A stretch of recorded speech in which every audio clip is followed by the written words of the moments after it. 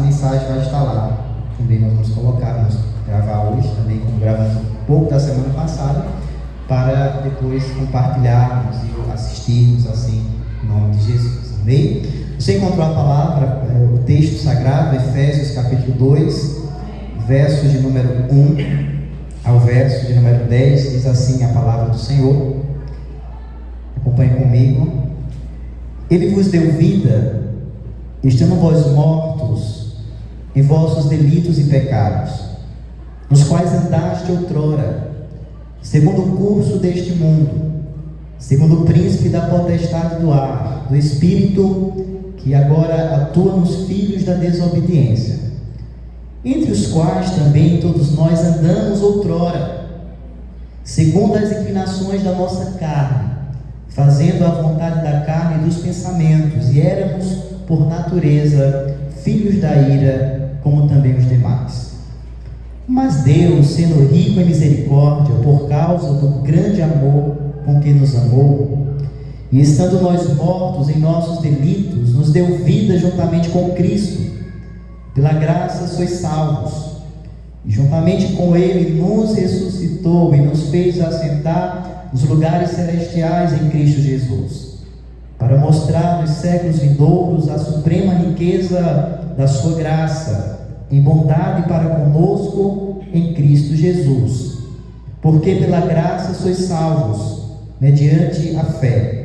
E isto não vem de vós, é dom de Deus, não de obras para que ninguém se glorie, pois somos feitura dele, criados em Cristo Jesus para boas obras, as quais Deus de antemão preparou para que andássemos nelas.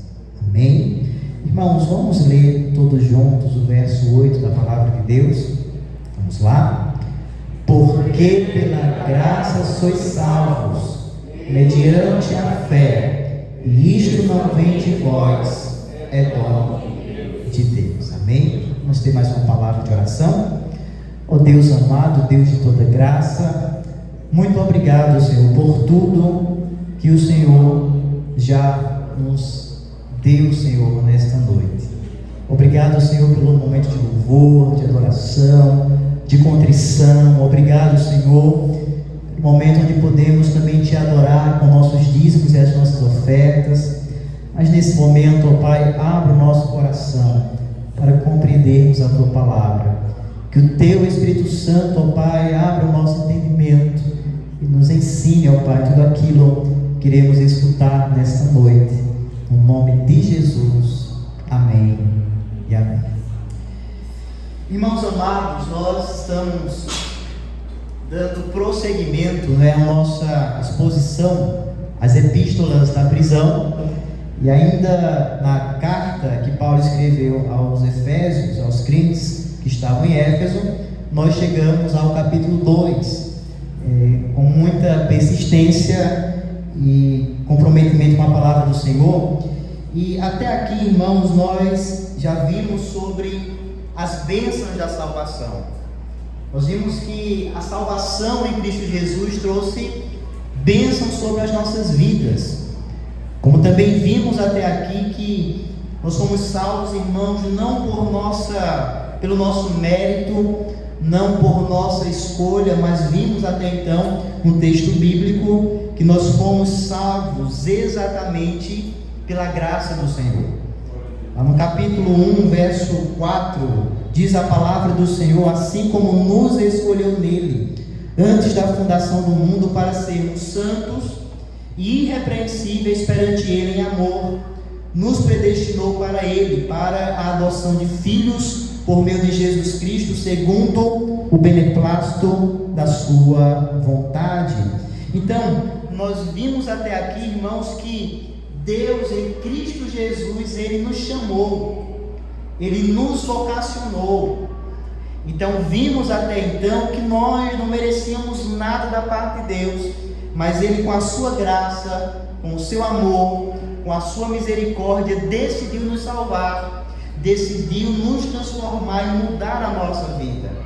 Então vimos também que essa salvação em Cristo Jesus trouxe sobre a nossa vida o selo do Espírito Santo.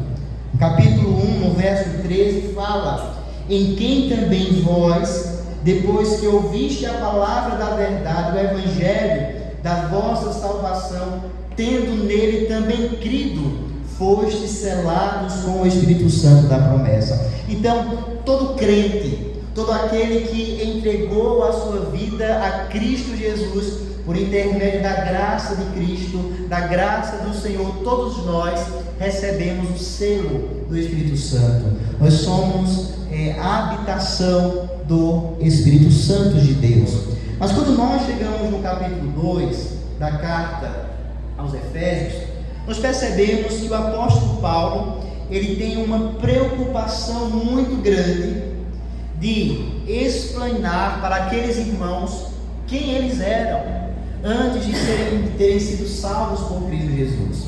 E quando nós passamos a ler todo o capítulo 2, nós vamos perceber que esta carta não foi apenas direcionada para os crentes que estavam na cidade de Éfeso, mas esta carta ela foi escrita para que todos os crentes, todos aqueles que foram chamados por Cristo Jesus, venham ter a compreensão de quem eles eram.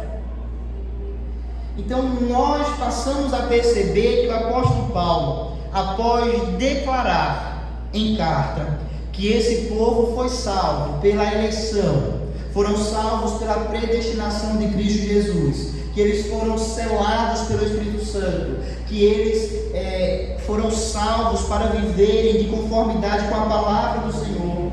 Ele no capítulo 2, ele chama a atenção desses mesmos crentes para declarar algo que nós precisamos prestar muita atenção no que diz a palavra do Senhor. Pois no capítulo 2, verso 1, o apóstolo Paulo começa dizendo as seguintes palavras: Ele vos deu vida. Ele vos deu vida, estando vós mortos nos vossos delitos e pecados, nos quais andaste outrora, segundo o curso deste mundo, segundo o príncipe da potestade do ar, do espírito que agora atua nos filhos da desobediência, entre os quais também todos nós andamos outrora, segundo as inclinações da nossa carne, fazendo a vontade da carne e dos pensamentos, e éramos por natureza filhos da ira, como também os demais. Então vejamos, irmãos, esta frase. E esta frase ela é bastante sugestiva da parte do apóstolo Paulo. Não vamos ler esta primeira frase que fala: Ele vos deu vida. Guarde um pouco essa expressão, Ele vos deu vida. E vamos para diante desta vírgula que diz: estando vós mortos nos vossos delitos e pecados. Então, esta frase da parte do apóstolo Paulo, ela nos traz a ideia que Cristo Jesus, ele nos deu a vida. Então preste bem atenção, se ele deu a vida, nos deu vida, é porque nós estávamos o quê? Mortos.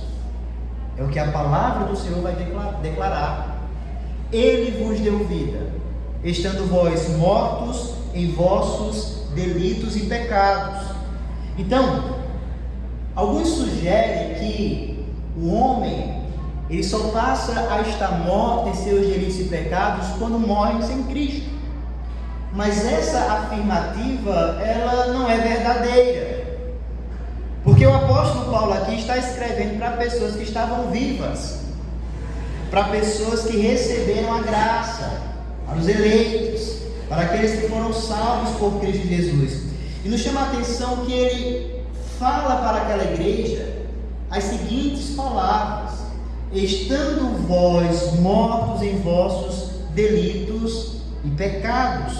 Porém, o que o apóstolo Paulo está afirmando de uma forma muito clara é que o homem sem Deus, por mais que ele trabalhe, por mais que ele tenha o seu dia a dia repleto de afazeres, mas esse homem ou esta mulher que ainda não entregou a sua vida a Cristo, que não foi salvo por Cristo Jesus, esta pessoa está morta em seus delitos e pecados.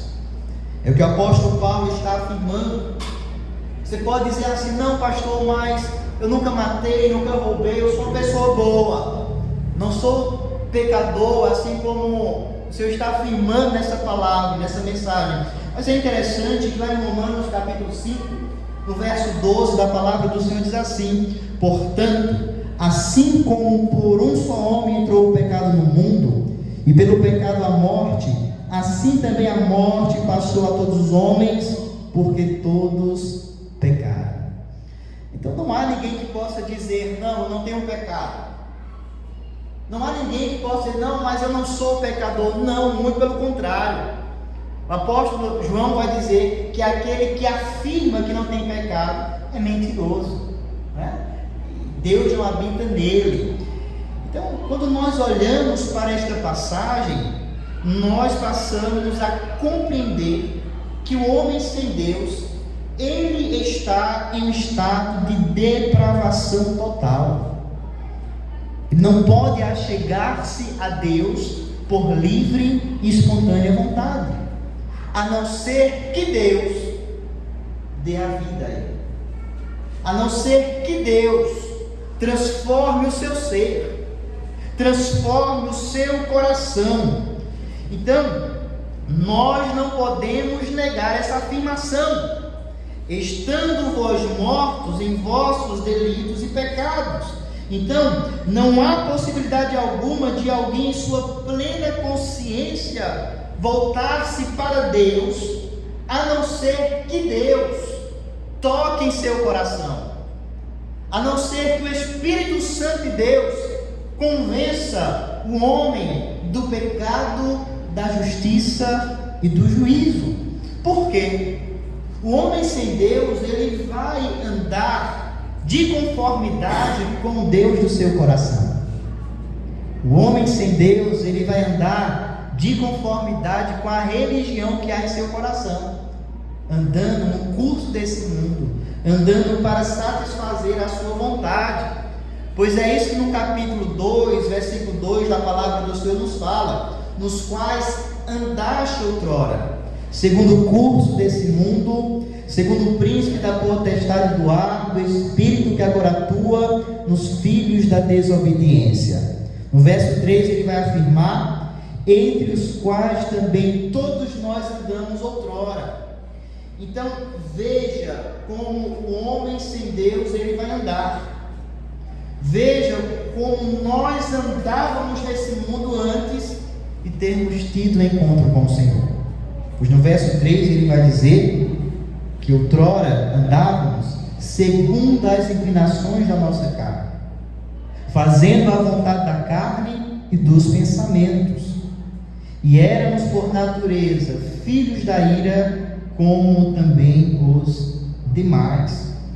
Então, irmãos, o que nós enxergamos aqui é que o apóstolo Paulo, ele está fazendo um paralelo de como era a vida do homem ou da mulher antes de ter tido um encontro sobrenatural com Cristo Jesus.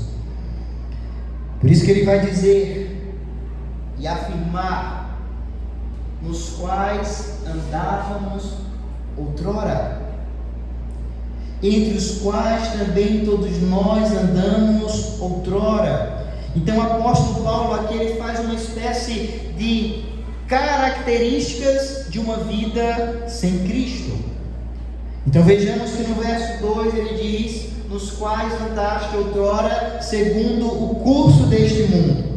Então preste bem atenção para essa expressão, no qual andaste outrora segundo o curso deste mundo. Então os efésios haviam sido depravados e também mortos.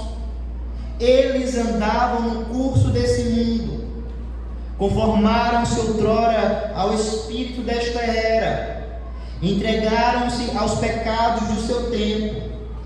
Então preste bem atenção que o mundo em que nós vivemos é um mundo completamente corrompido.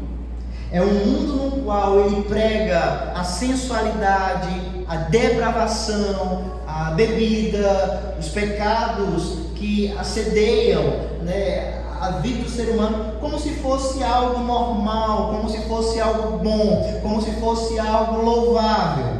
Então, o mundo que nós vivemos, ele incentiva o mal, ele incentiva o pecado como se isso não trouxesse nenhuma consequência. E a grande verdade disso é que quando você vai evangelizar alguém, alguém às vezes está entregue ao vício da bebida, das drogas, muitas vezes essa pessoa vai dizer: não, mas eu não estou prejudicando a ninguém, só estou prejudicando a mim mesmo, então o que mal faz? Né? Sempre as pessoas vão procurar uma desculpa. Então, o mundo que nós vivemos é um mundo que a cada dia tem abraçado o pecado, o mal, como se fosse algo louvável. Então você vai ver, irmãos, nas redes sociais, os digitais influencers aí, não influencia ninguém para o bem, né? Sempre envolvidos com coisas que não convêm. É jogos de azar, é aposta online, é danças sensuais, é músicas depravadas. Então as pessoas andam no curso do mundo sem que essas coisas lhe ofendam, sem que essas coisas venham trazer, né, um certo incômodo ao coração daqueles que vêm e participam das coisas desse mundo. Então, o mundo quer colocar todos os seus seguidores dentro de um mesmo molde. Então, para o nosso mundo, irmãos, nós que andamos na contramão desse mundo, nós que prezamos e buscamos a viver uma vida de santidade, de submissão ao Senhor, de dedicação à palavra do Senhor, somos vistos como pessoas que não pensam, somos vistos como pessoas que tivemos as nossas mentes cauterizadas pelo pastor, pessoas que estão perdendo, né, a sua vida, a sua juventude, estão deixando de curtir a vida. Eu não sei você, mas eu já passei por algumas situações onde alguém falou para mim, disse assim: olha, mas você é muito novo para ser crente, mas você é muito novo para a igreja, mas você é muito novo para ser pastor, e você não vai aproveitar a vida. Tanta coisa aí, ó, é festa, é balada, é curtição, é mulheres, é tudo que esse mundo pode oferecer. Então, esse mundo que nós estamos vivendo é um mundo que o seu modo é um modo de engano, imoralidade, profanação, egoísmo, violência e rebeldia. Numa palavra, o modo, irmãos, que esse mundo está a andar, que esse mundo está vivenciando, é o modo da depravação. Então, o apóstolo Paulo está dizendo para aqueles cristãos: olha, outrora vocês andavam no curso desse mundo. Então, vamos olhar agora para as nossas vidas um pouco. Não precisamos ir muito tempo longe, mas quando nós olhamos para o nosso passado, aquilo que nós fazíamos, as nossas escolhas, as nossas motivações, os caminhos que nós trilhávamos, eu não sei você, mas eu me envergonho. Eu me envergonho do que eu fiz no passado. Eu me envergonho dos caminhos que eu trilhei no passado. Então, Paulo está dizendo para aqueles irmãos: olha, vocês andavam nesse caminho tenebroso. Todos vocês andavam mergulhados neste mundo pecaminoso, fazia tudo que não convinha. Esses eram vocês. Mas ele também vai dizer, segundo o príncipe da potestade do ar, no verso 2, ele vai afirmar que os crentes de Éfeso também andavam outrora segundo o príncipe da potestade do ar. Então, além de andarem no curso desse mundo, o seu comportamento, o comportamento desses cristãos eram comportamentos diabólicos. Então, quando ele afirma aqui, irmão, segundo o príncipe da potestade do ar, ele está dizendo que o proceder daqueles irmãos outrora eram procedimentos malignos, diabólicos. Então, eles foram conduzidos pelo supremo governante dos espíritos imundos que reinava na atmosfera, de boa vontade obedeceram ao Deus desse século. Eis aqui o motivo pelo qual os não convertidos praticam coisas piores que os animais. Então vejamos, muitos de nós que estamos aqui, antes de abraçarmos a fé em Cristo Jesus, antes de sermos salvos por Cristo Jesus, irmãos, andávamos em tantos lugares procurando a Deus, buscávamos Deus em tantas mesas brancas por aí, buscávamos a Deus em tantas coisas, em tantos lugares. Então, aquelas pessoas que não servem a Cristo, eles têm uma facilidade enorme de andar de conformidade com o príncipe das potestades do ar. Você vai ver que mesmo uma pessoa que não se declara religiosa sempre vai consultar o horóscopo, né, para ver se vai ter um dia bom. Já me perguntaram qual é o seu signo. Meu signo é Jesus Cristo. Então tem muita gente, né, não tem uma religião, mas está lá consultando o horóscopo, os astros, para ver se vai ter um dia bom, um dia produtivo.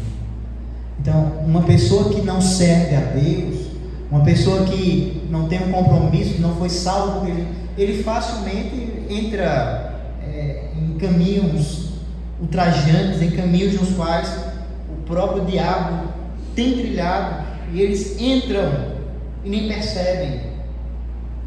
Então veja o motivo por qual muitos não convertidos praticarem coisas terríveis, coisas diabólicas, sem que isso venha lhe ferir a mente.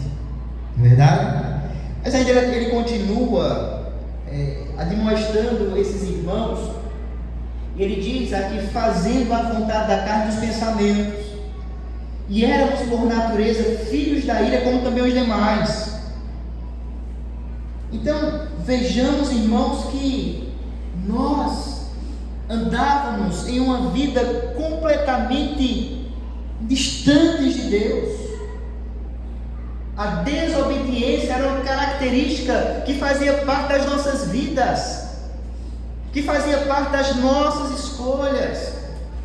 Então vejamos, irmãos, que finalmente haviam sido desobedientes, ou seja, naqueles que são caracterizados pela desobediência a Deus, os incrédulos são impulsionados por Satanás, e por isso se dispõem a desafiar, desonrar e desobedecer ao Senhor. Então o apóstolo Paulo está dizendo para aquela igreja: olha, vocês estavam mortos em vossos delitos e pecados, vocês andavam apenas para satisfazer os desejos mais obscuros do vosso coração. Vocês eram levados por todo tipo de doutrina, por todo tipo de religiosidade diabólica. O apóstolo Paulo diz para aqueles irmãos: vocês andavam de uma forma apenas para satisfazer os desejos da carne dos pensamentos. Então vejamos, irmãos, que nós, assim como os crentes que estavam na cidade de Éfeso, não éramos boa coisa. Não éramos. Então o apóstolo Paulo está dizendo: olha, vocês eram tudo isso. A nos chama a atenção que após ele trazer essa reflexão ao coração daqueles crentes, no verso número 4 está a chave do texto que nós acabamos de ler, que diz assim: mas Deus, sendo rico em misericórdia, por causa do grande amor com que nos amou, estando nós mortos em nossos delitos, nos deu vida juntamente com Cristo. Pela graça sois salvos. Então esse mais, ele fez a diferença em nossas vidas. Porque prestem atenção, irmãos, quando nós olhamos para o nosso passado, nós nos envergonhamos. Quando nós olhamos para o rumo que a nossa vida estava tomando, nos envergonhamos. Aí quando olhamos para o nosso Deus, para o nosso Senhor, para o nosso Redentor, nós enxergamos nele a graça, enxergamos nele a misericórdia, enxergamos nele o amor, que não é um amor condicional, mas um amor que é incondicional, porque quando nós estávamos lá, mergulhados no lamaçal do pecado, quando nós estávamos lá, afastados de Deus, quando nós estávamos lá, prostrados em uma vida sem Deus, em uma vida de pecado, em uma vida completamente longe dos caminhos do Senhor, Ele simplesmente nos amou. Mas não porque éramos merecedores, não. Mas Ele nos amou porque Ele é amor. Ele nos amou porque Ele é misericórdia. Ele nos amou. Então verso número 4, essa palavra, ela faz toda a diferença, porque diz, mas Deus. As palavras mas Deus formam uma das transições mais significantes, eloquentes e estimulantes de toda a literatura bíblica. Indica que uma mudança estupenda ocorreu. Esse mas Deus indica uma mudança em nossas vidas. É uma transladação da ruína e do desespero, do vale da morte para os deleites inexprimíveis do reino do Filho do seu amado. Então vejamos que a palavra do Senhor nos diz que esse Deus, Ele é rico em misericórdia. Então o autor dessa transformação é o próprio Deus. Ninguém mais podia fazê-la e também ninguém a fará. Então vejamos, irmãos, nós estávamos assim, longes, afastados, distantes, mergulhados nos nossos pecados, andando para satisfazer os desejos do nosso coração. Aí Deus veio em nosso favor, mas Deus transformou a nossa vida, mas Deus transformou a nossa história, mas Deus transformou a nossa existência. Então, uma das características do Deus bendito é que Ele é rico em misericórdia. No verso 4 diz, sendo rico em misericórdia. Então, o fato de Ele não nos tratar como merecíamos é uma prova disso. Porque quando nós merecíamos o castigo, nós merecíamos a ira do Senhor, quando nós merecíamos nada da parte de Deus, Ele demonstra a sua misericórdia para com a nossa vida. Lá no Salmo 103, verso 8 ao 10 fala, o Senhor é misericordioso e compassivo, longânimo e assaz, benigno, não repreende perpetualmente, nem conserva para sempre a sua ira, não nos trata segundo os nossos pecados, nem nos retribui consoante as nossas iniquidades. Então veja que essa misericórdia nos alcançou. Essa misericórdia te alcançou, irmãos. Então você tem motivo para se alegrar na presença de Deus. Você tem motivo para amar a esse Deus, porque Ele trouxe a vida ao teu coração. Ele agiu para com a tua vida com misericórdia, mas também nos mostra outra característica desse nosso Deus, que Ele, por causa do grande amor com que nos amou.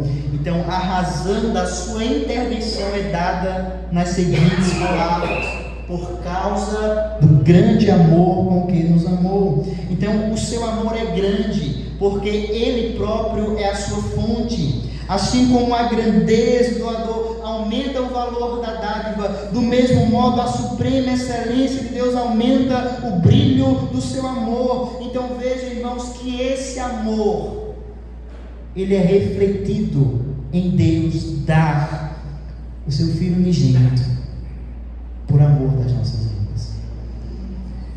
Então Ele é misericordioso, sim, mas como Ele exerce esse amor para com as nossas vidas? Mandando o seu Filho amado Jesus Cristo para morrer naquela cruz, preço que nós não poderíamos pagar. É onde chegamos, irmãos, no verso 5 da palavra do Senhor. No verso 5 vai dizer: estando nós mortos em nossos delitos, nos deu vida juntamente com Cristo. Aí ele vai afirmar: pela graça sois salvos. Então o que é que nós enxergamos aqui na palavra do Senhor? É que Deus, Ele derrama da sua misericórdia, do seu amor, Ele nos deu a vida quando nós estávamos mortos, e Ele vai afirmar no verso 5: pela graça sois salvos. E nós sabemos, irmãos, que esta palavra, graça, ela traz a implicação de um favor imerecido. O que é a graça de Deus? É um favor. É um presente que nós recebemos da parte de Deus quando nós não merecemos receber. Então vejamos como resultado do amor de Deus para com a nossa vida, desfrutamos das seguintes bênçãos: nos deu vida juntamente com Cristo, não estamos mais mortos, nos ressuscitou porque estávamos mortos, e nos fez assentar nos lugares celestiais em Cristo Jesus. Você quer bênção maior do que essa? Não existe, irmãos. Eu sei que é bom prosperar, eu sei que é bom desfrutar das coisas boas desta terra, do fruto do nosso trabalho, mas nada se comparará ao que Deus já nos deu, nada se comparará ao que somos em Cristo Jesus, e tudo isso Ele fez na minha e na tua vida com um propósito.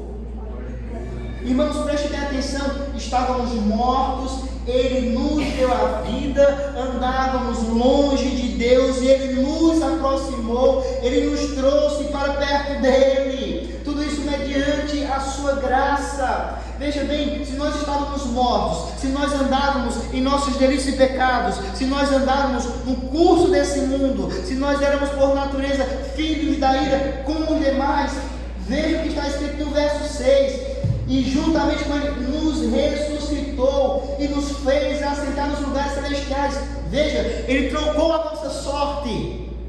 Estávamos ali, fazendo a vontade da carne, dos pensamentos, éramos por natureza filhos da ira, mas agora nós não somos mais assim, porque agora nós temos em Cristo Jesus a redenção.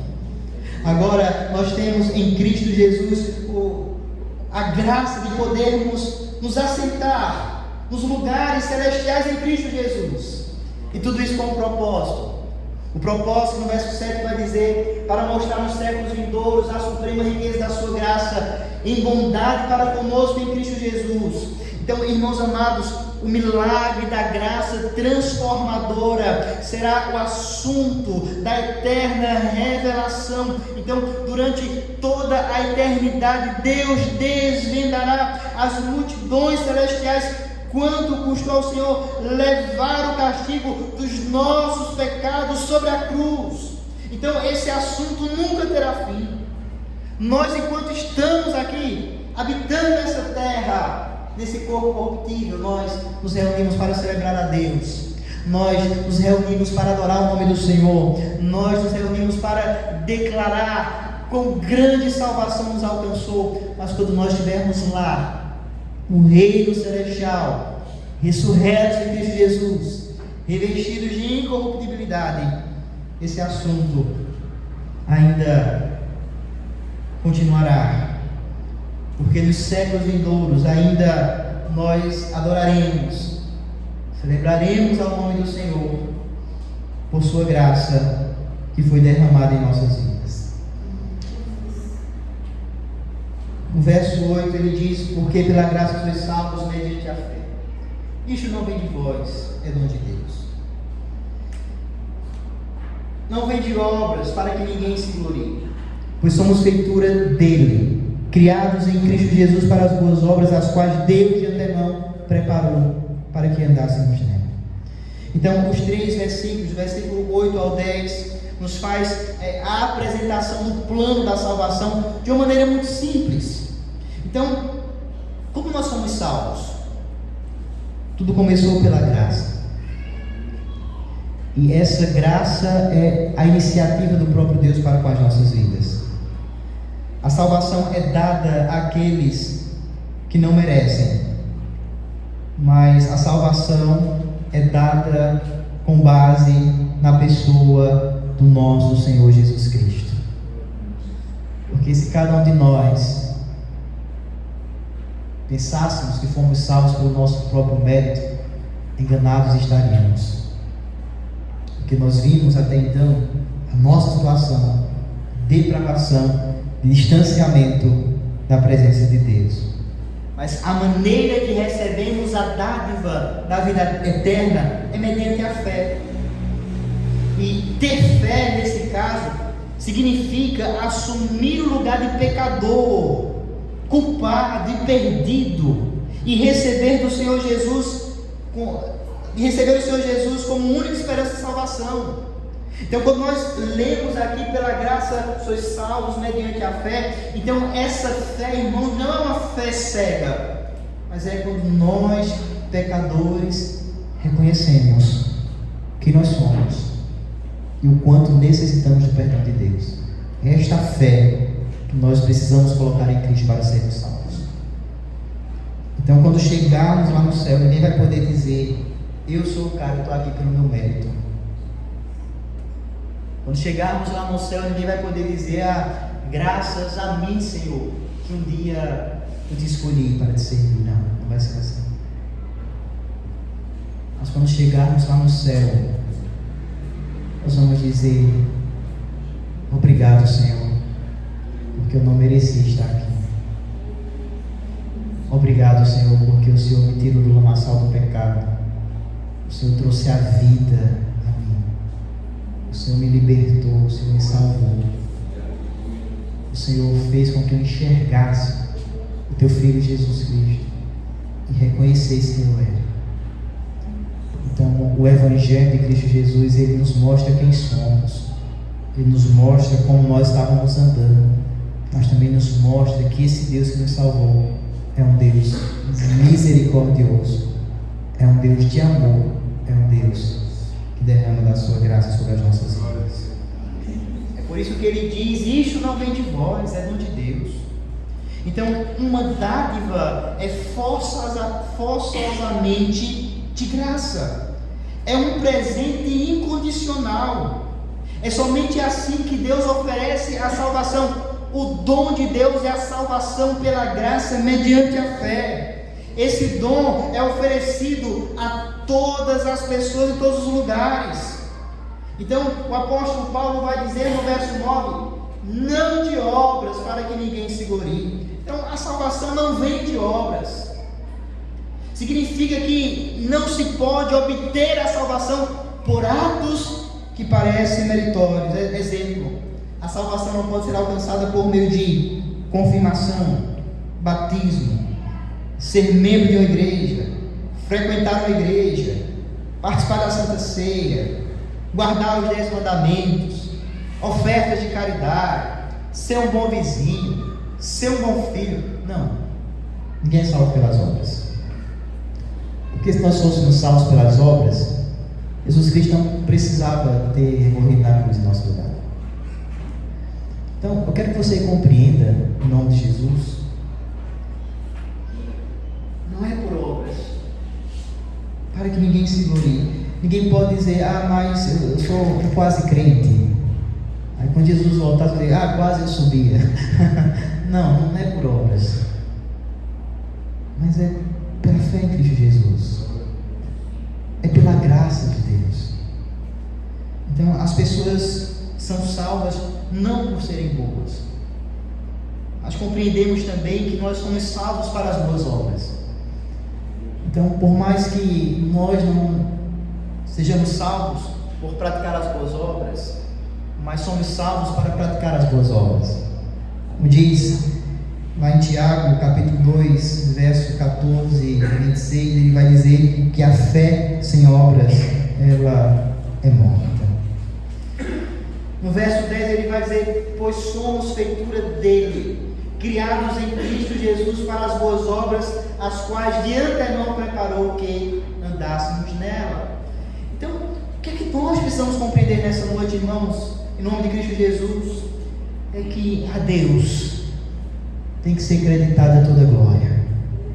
O que é que nós precisamos aprender nesta palavra, nesse texto que nós acabamos de ler, desenvolver nessa noite? Precisamos compreender, irmãos, que nós estávamos perdidos, que nós estávamos mortos, andando nos nossos próprios caminhos. Mas um dia essa graça nos alcançou. Um dia o amor de Deus nos alcançou. Um dia essa misericórdia nos alcançou. Precisamos compreender, irmãos, que o mérito não é nosso. O mérito não está em nós, o mérito está em Cristo. E com esse pensamento, com essa confirmação em nossa mente, sabendo de quem nós éramos, sabendo como nós andávamos, sabendo o rumo que a nossa vida estava andando. Então hoje, salvos em Cristo Jesus, comprados pelo alto preço, precisamos ser as pessoas mais gratas desse mundo. Precisamos ser pessoas gratas, pessoas tementes ao Senhor e vivermos de uma tal forma onde viemos a andar em glorificação ao nome do Senhor. Por isso, meu querido irmão, seja grato a Deus, seja grata a Cristo Jesus. Adore ao Senhor com toda a tua intensidade, com toda a tua força. Sirva ao Senhor com toda a tua intensidade. Sabe por quê? Porque você estava morto e Ele te deu vida. Sabe por quê? Porque você estava perdido e Ele te encontrou. Sabe por quê? Porque você estava no lamaçal do pecado e Ele te socorreu, Ele te salvou. Ele trouxe a você a vida. Então precisamos ser gratos a Deus. Precisamos andar de uma tal forma que venha evidenciar quão grande salvação nos alcançou. Porém, você que nos visita e que ainda não entregou sua vida a Cristo Jesus, saiba que a tua condição, a condição da tua vida andando longe de Deus, não é das melhores possíveis. É uma condição de morto, é uma condição de alguém que anda para satisfazer os pecados e desejos do seu coração. Eu quero dizer essa noite que o Senhor te ama.